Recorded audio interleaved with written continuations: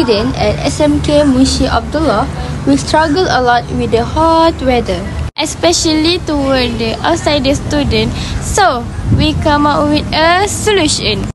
But first, let us introduce you to our small humble group presenting Allstar.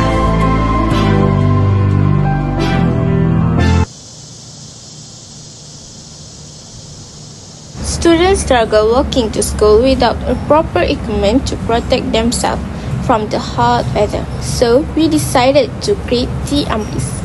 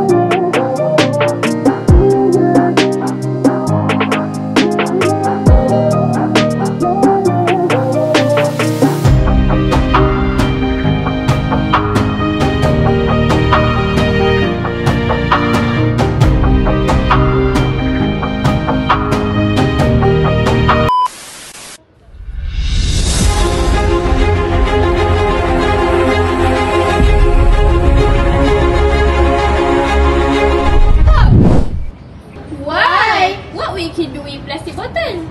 We can do the umbrellas.